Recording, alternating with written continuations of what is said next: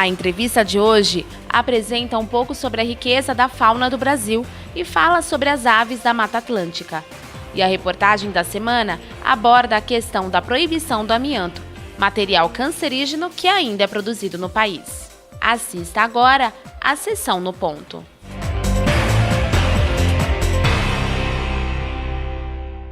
Um debate fundamental que a Federação Nacional dos Engenheiros, a FNE, e seus sindicatos filiados em todo o Brasil têm feito já há vários anos, diz respeito à formação dos engenheiros. É importante que os profissionais cheguem ao mercado de trabalho, independentemente do setor em que irão atuar, plenamente aptos a fazer frente aos desafios que estão colocados à profissão nos dias de hoje. Com esse objetivo, foi criado o EasyTech, o Instituto Superior de Inovação e Tecnologia, que tem como entidade mantenedora os Sindicatos de Engenheiros do Estado de São Paulo, o CESP. A faculdade oferece desde 2015 o primeiro curso de graduação em Engenharia de Inovação e destaca-se pela excelência no ensino e pelo projeto pedagógico inovador. A ideia é que os estudantes, além de ter uma formação básica extremamente sólida, tornem-se profissionais capazes de empreender, buscar soluções para os mais variados problemas e criar. Este deve ser o espírito do engenheiro da atualidade e do futuro.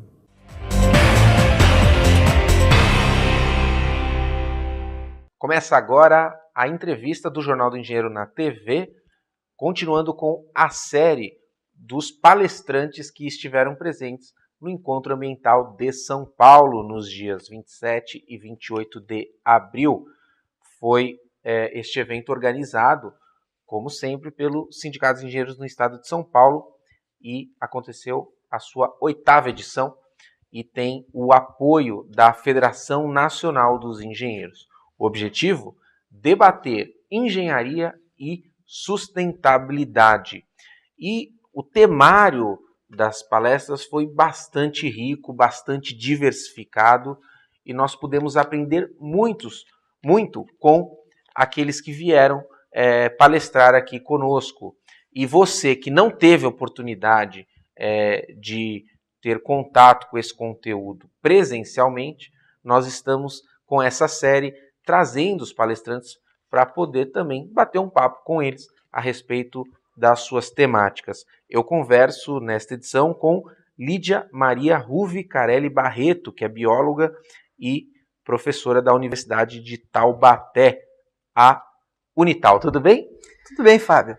A Lídia me contou, ela está aqui debutando no Encontro Ambiental de São Paulo, a primeira vez que participa, mas esse encontro teve origem lá no Vale do Paraíba, mais precisamente a cidade de Taubaté, viu, Lídia? Então, você está mais do que em casa neste evento. O nosso coordenador, né, o Garcês, iniciou esse projeto e o sindicato aí sempre o apoiando. E cresceu o Eco São Paulo, hoje ele é extensivo ao estado de São Paulo e nós debatemos grandes temas nacionais. Eu gostei muito do tema que você propôs aqui, até porque eu não sabia, a região lá de Taubaté tem a apicultura como uma fonte forte de movimentar a economia, é isso? Nós temos um arranjo produtivo local que é composto por 8 associações, isso dá em torno de 200, 250 apicultores e uma cooperativa. E tem alavancado muito a apicultura da região porque eles estão produzindo e tem um canal de comercialização direto, né, com o poder público da região. E isso então está gerando riquezas, né, gerando divisas no próprio município e fica tudo no contexto do Vale do Paraíba. E a temática que você trouxe é a apicultura, a importância das abelhas para o meio ambiente. Antes de mais nada, a produção da apicultura, né, do mel, a extração do mel e os derivados que talvez eu nem imagine que possa existir, você me conte, é uma produção totalmente limpa, não agride o meio ambiente, ou vocês têm que lidar com uma possível agressão e depois fazer a compensação? Como é que é esse cultivo? Olha, a apicultura é um dos maiores exemplos de composição ambiental, né? Perfeito. Logicamente que o apicultor, ele tem que passar, para ser um apicultor, ele tem que passar por um treinamento, porque por exemplo, ele usa fumaça, né?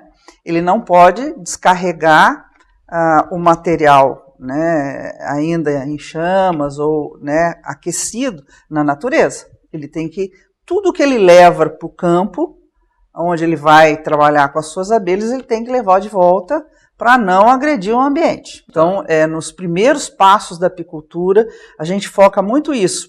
Sendo a abelha um inseto de extrema importância para o meio ambiente, né, não é o apicultor que vai destruir isso. Então, indo no centro da sua temática, qual a importância das abelhas para o meio ambiente, Lídia? Olha, é a continuação do que a gente tem em termos de vegetação, reprodução vegetal, né? A geração de alimento no mundo, por exemplo, 75% do que se produz no mundo depende da polinização da abelha, né? Então, não adianta nada você ter uma produção muito bem cuidada, com toda a tecnologia, se você afasta a abelha desse cultivo. Por exemplo, aqui no Brasil, nós temos no Nordeste muito a interação da produção de melão com a polinização. Então, alugam-se colmeias para que seja produzido melão com qualidade, com doçura, né, com concentração de açúcar necessário para formar um bom melão. No contexto atual, é um inseto que a gente tem que levar muito a sério e preservar.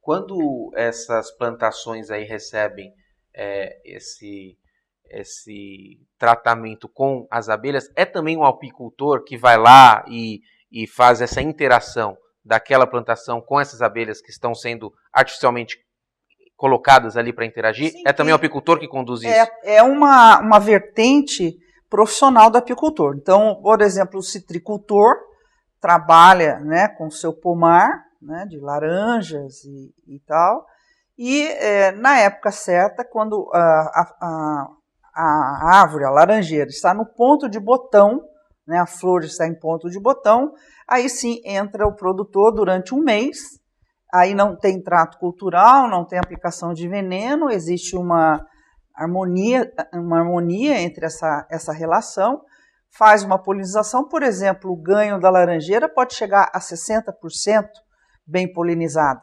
Então, é um inseto estratégico, né, para você ampliar a sua agricultura, a sua citricultura no mesmo local, né?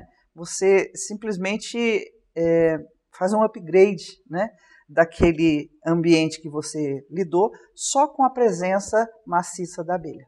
Bom, essa questão de você convocar um apicultor, ele leva as abelhas, elas interagem com um determinado cultivo, é uma questão que não é a natural, né? Vai uma pessoa lá. Por que está faltando abelhas, né?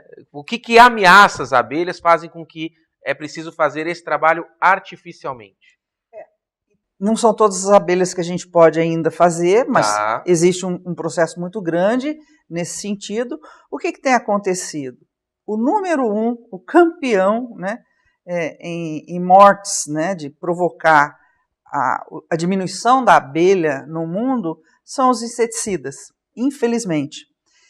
Não só pelo seu conteúdo, mas principalmente, Fábio, o uso de inseticidas piratas, a utilização de pulverizações por pessoas não habilitadas, né? Isso a gente está vendo muita, né? Infelizmente está chegando na fronteira do Brasil, né?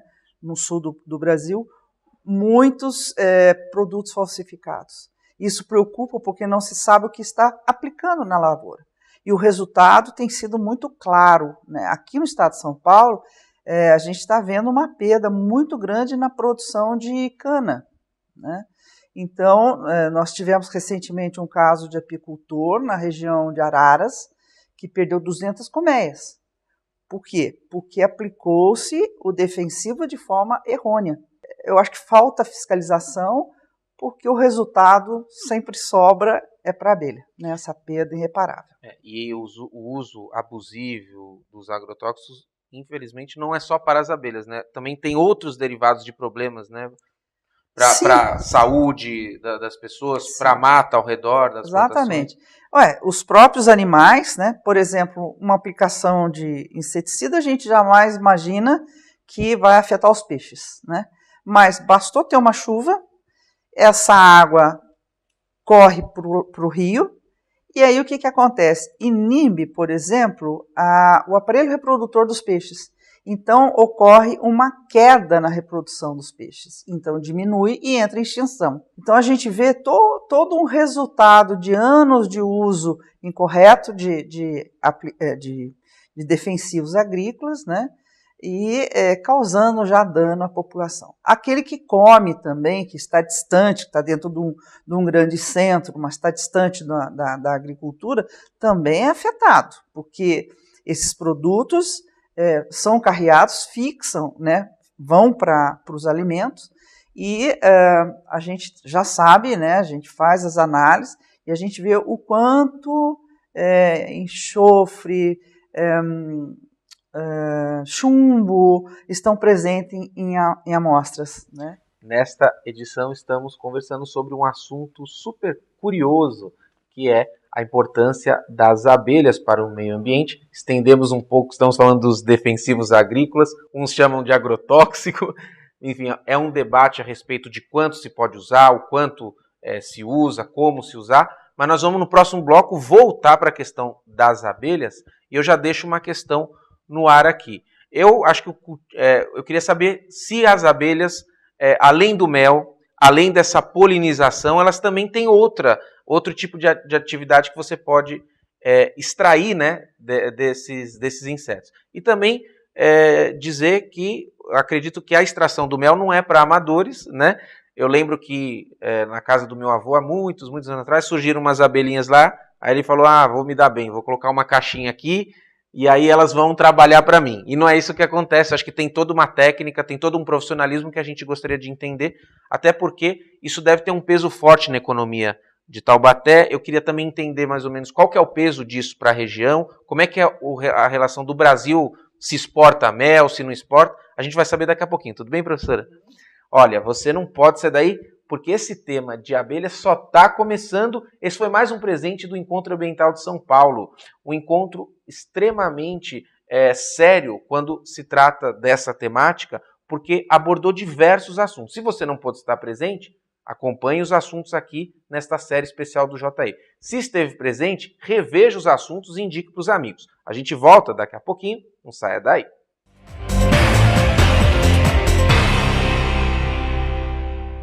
Sua ART pode beneficiar o Sindicato dos Engenheiros. Ao preencher o formulário da ART, não esqueça de anotar o código 068 no campo Entidade de Classe. Com isso, você destina 16% do valor para o CESP. Fique atento, o campo não pode estar preenchido previamente. Apoio Cultural, Conselho Regional de Engenharia e Agronomia do Estado de São Paulo.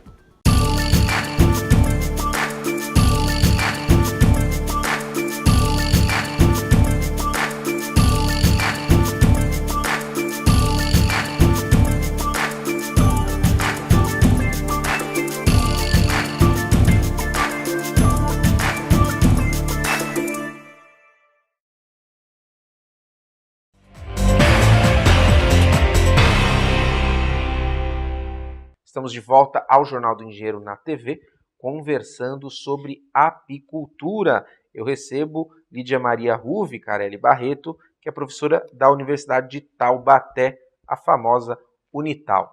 Taubaté, lembrando, foi o berço do Encontro Ambiental de São Paulo, que é de onde gravamos essa entrevista na 8ª edição de 2017, que ocorreu nos dias 27 e 28 de abril.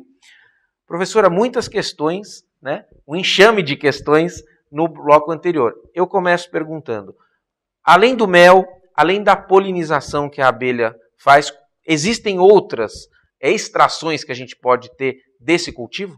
Nós temos no Brasil alguns polos de produção importante de pólen apícola, né? É um produto, na verdade é o pólen que está disponível na flor, a abelha recolhe, o apicultor, através de uma técnica, recolhe da colmeia, né, e faz um processo de desidratação, resfriamento, uma série de processos. Para poder conservar. Para conservar, desidrata, e aí vai para o consumo. Agora, ele é, vamos dizer assim, um alimento nutracêutico preventivo, né? Ele gera qualidade e bem-estar ao organismo, né? Ele melhora, por exemplo, o humor, né? Ele tem algumas substâncias que agem naturalmente no nosso estado, né? de nosso comportamento. Então, o pólen ele vem como um complemento nutricional, né? Natural. Né? Que vem nos auxiliar a repor essas perdas. E isso é comercializado, né, como? É uma barra? Não, ele hoje em dia tem várias formas de você encontrar no mercado, mas a principal é o pólen desidratado em farmácias, boas farmácias e boas redes de supermercado, você encontra o pólen apícola. Ele é granulado e você deve comer de manhã em jejum, com iogurte, com leite, com uma laranja, com suco. Uma vez ao dia? Uma vez ao dia. Uma colher de 5 gramas, mais ou menos, colher de sobremesa, e fazer esse consumo. É excelente. O famoso própolis, é também um derivativo? O própolis, a origem dele é diferente. Tá. Ele vem de brotões florais e ramos mais tenros da planta. Tá. Então a abelha vai lá e raspa, né, aquele material, adiciona cera, saliva e pólen também. Faz uma massa e usa para fazer vedações dentro da colmeia e higienizar os alvéolos onde ela vai depositar mel, cria e assim por diante. No nosso dia a dia, ele é um bom cicatrizante, ele combate inflamações, infecções de garganta. Sim, se você tomar 10, 20 gotas durante o dia, mesmo não tendo nenhum sintoma, ele é imunomodulatório, ou seja, ele eleva e estabiliza o sistema imunológico orgânico. Então, a gente tem um plus a mais, vamos dizer assim, na resistência à gripe. Esse período agora é muito bom, né, de frio, tomar essas doses de própolis, né, que causam bom efeito. Professora, outra curiosidade dizem também das propriedades do mel, né, que é muito bom para a saúde, muitas vezes substituindo até o açúcar. E aí eu pergunto, existe contraindicação de quantidade? E também é importante alertar da procedência, né? Nunca comprar um mel sem saber a devida procedência. Mas eu queria saber se tem contraindicação o mel, se ele tem alguns limites, porque ele é bastante gostoso. As pessoas falam, é bastante saudável, mas é assim mesmo à vontade ou não? Olha, Fábio, o mel engorda. Tá. Se é um carboidrato, é um açúcar. Aliás, é o primeiro açúcar que se consumia no mundo, antes da fase de industrialização, né, a cana-de-açúcar. Então, ele engorda se você tomar de forma abusiva. Tá.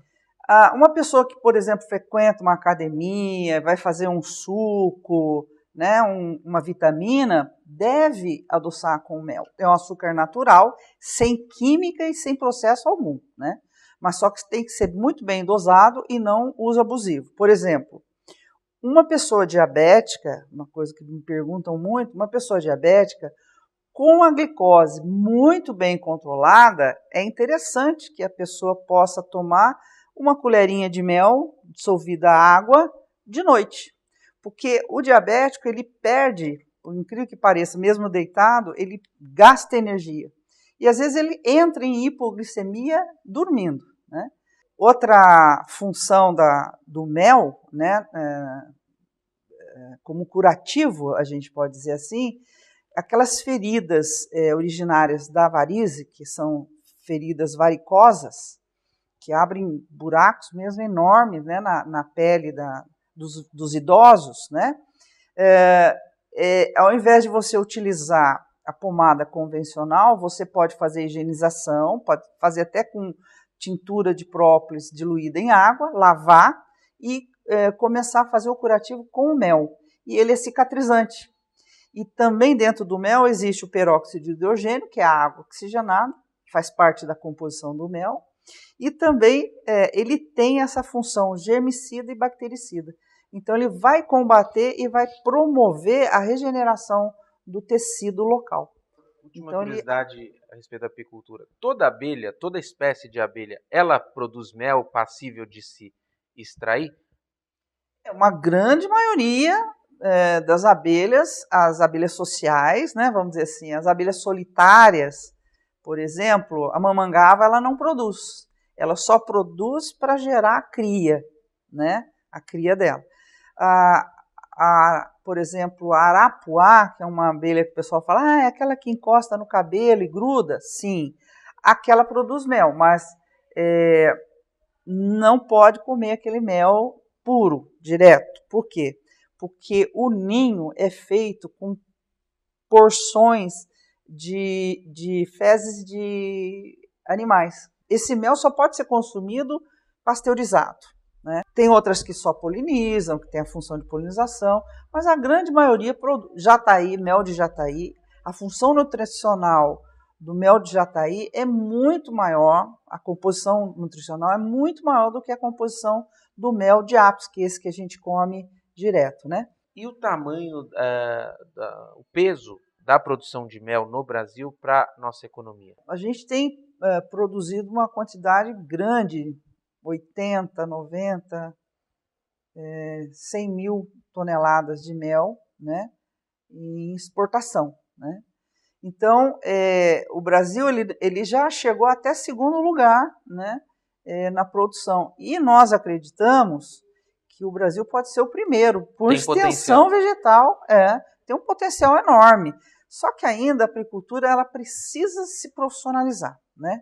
Então a gente tem um grupo só no Brasil, que chama-se Associação de Exportadores de Mel, né? Chama ABMEL, Associação Brasileira de Exportadores de Mel, a sede aqui em São Paulo, e faz um trabalho muito sério e fazem então essa aquisição, né? São vários entrepostos no Brasil que acabam adquirindo de pequenos produtores, eles mesmos produzem, mas a grande força da apicultura são os pequenos produtores e que fazem exportação para a França, para a Europa, Estados Unidos, né? São os lugares mais fortes da exportação do Brasil. Um assunto interessantíssimo, a apicultura. Professora, obrigado pela presença no Eco São Paulo e obrigado pela presença aqui no nosso estúdio. Eu que agradeço. Seja sempre muito bem-vinda. Esta edição não termina aqui. Fique conosco e acompanhe mais assuntos relativos à engenharia, inovação e o desenvolvimento. Um forte abraço e até breve!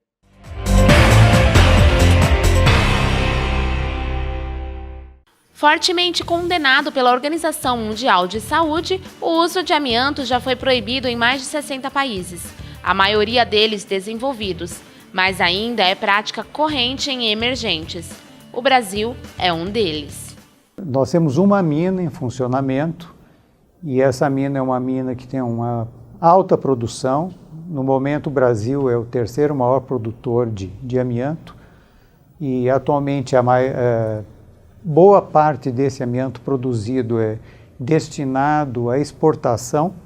Para muitos, o amianto é utilizado somente em telhas e caixas d'água, porém sua utilização é bastante extensa na área civil. Painéis lisos, pisos para se fazer forro acústico, mas basicamente é cobertura. E também um pouco que se utiliza no setor de cloro-soda, a indústria do plástico, para a produção do cloro. A causa da proibição vem de seu alto poder cancerígeno, causado nos trabalhadores que têm contato com o material. Somente no nosso ambulatório na Fundacentro, num grupo de pouco mais de 1.000 trabalhadores de uma mesma empresa, que encerrou suas atividades há mais ou menos 2 décadas, nós temos cerca de 1/3 desses trabalhadores com alguma das doenças de pleura, mas a gente tem um número relativamente grande de casos de asbestose, de câncer de pulmão e de mesotelioma também. Atualmente, há um projeto de lei tramitando no Senado de relatoria do senador Paulo Paim, que proíbe a produção e extração do amianto. Em entrevista por telefone, o senador afirmou que o projeto só não foi aprovado por questões econômicas, pois quem é contra acredita que as empresas de amianto geram empregos e, caso sejam fechadas, muitas pessoas ficariam desempregadas. Porém, Fernanda explica que é preciso pensar primeiro na saúde do trabalhador e que já existem materiais substitutos do amianto. A própria indústria do fibrocimento, a indústria que produz as telhas de cimento amianto, elas mesmas já produzem esses materiais de cobertura sem amianto, com matérias-primas alternativas, né, com fibras que são fibras plásticas em geral, com celulose, enfim, existem sim e elas já dominam essa tecnologia. Para mais informações sobre este e outros assuntos, acesse o portal do CESP na internet.